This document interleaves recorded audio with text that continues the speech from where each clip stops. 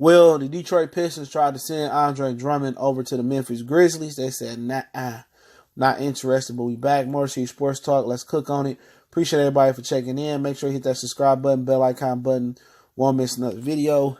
And according to a report, and I'll link the article in the description as usual, the Kings and the Pistons acquired about Gasol, as reported last month on The Ringer, but there was no traction on the deal. The Pistons offered a package involving Andre Drummond, who is owed, $55.8 million over the next 2 seasons, but Memphis didn't have interest according to league sources. So Memphis didn't want Andre Drummond. The Pistons was going to try to bring back Marc Gasol. Marc Gasol got one more year under the contract. So Memphis is really trying to get young assets and get cap relief and trying to do what the Pistons should do and start over and try to build it from the ground up. But the Pistons won't do that. They trying to put the winner together, but they trying to get some cap relief too. And they trying to say, okay, basically, if this don't work at the next season, then we can start it all over. We can shed ourselves a Gasol contract, or if it ain't working by next All-Star break, then we can just trade Gasol expiring contract to a contender and bring back an asset, and then we'll start cleaning the house. It seemed like the idea for the Pistons may be to do this one more year, and then, then we'll hit the complete reset button. The problem is you don't know how good these draft classes are going to be as the next year is coming. This might be an iconic draft class with Zion, R.J. Barrett, Marc, Cam Reddish, and Bola Bola, and all these other dudes. But it's a lot of talent going around in college. But, Andre Drummond, don't sound like nobody want him. Okay, at least Memphis don't want him. So obviously New York don't want him. They just acquired DeAndre Jordan, and they trying to get rid of Enes Kanter. You know what I'm saying? They trying to clear cap relief for Kevin Durant coming next year. So, is it that hard to trade Andre Drummond? Because at this point, if you're going to bring on Mike Conley, which I don't know if it's going to happen or not, that's set almost $100 million of cap between the three. And Andre Drummond ain't no perennial every year All-Star. And neither is Mike Conley. He's never made an All-Star. Somebody was arguing me, because he played in the West. I'm like, what that got to do with it? Okay, he wouldn't be an All-Star in the East right now. He'd probably be there with the Kyle Lowry, just right up under the Kyle Lowry. Not better than Kemba. Okay, and the only reason D'Angelo Russell made it because Victor Oladipo got hurt. He ain't Victor Oladipo. He may be down there with Kyle, just below Kyle Lowry, and just maybe better or the same as Eric Bledsoe. Okay? This dude ain't no perennial all-star. He put up some good numbers every now and again, but he 31 coming off a knee injury or a Achilles injury. It's really people think the Pistons are that close to being a true playoff contender, but it's not true.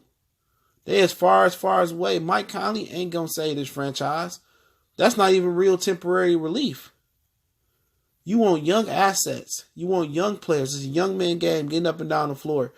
You need superstars. So the Pistons want to get in the rhythm of giving average or just above average players in the NBA superstar money.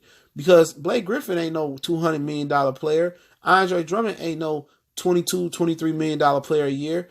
And Mike Conley not no $34.5 million player a year. So you overpaying for what? For below average results?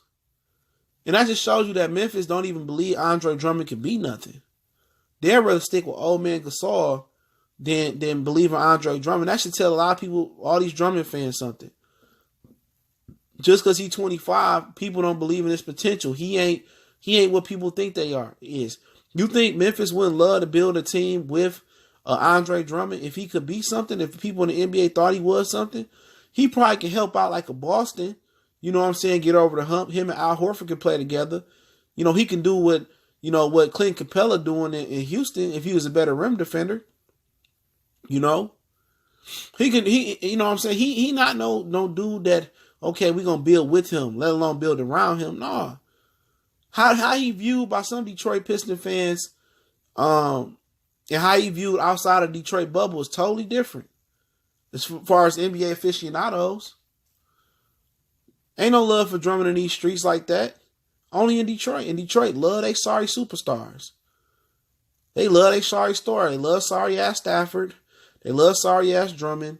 And they gonna love some sorry ass Mike Conley. I won't say he's sorry, but shit, he 31 coming off an ACL Achilles injury. That's Detroit for you, man. You know, it was a fucking cry fest for Reggie Bullock and Stanley Johnson. Like, what the fuck had they done? Excuse my French. What had Stanley Johnson and Reggie Bullock done for people to be mourning them leaving Detroit?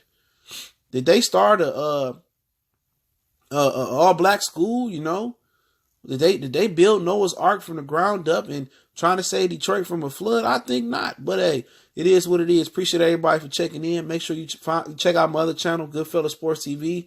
Appreciate everybody who do check in. Hit the subscribe button, bell icon button. Follow us on social media. All the links are in the description. If you want to make a donation to the channel, that link's in the description as well too. You can do me one better, and just share the videos across social media, share them with people who love the city of Detroit and our sports and everything else, current events and stuff of that nature.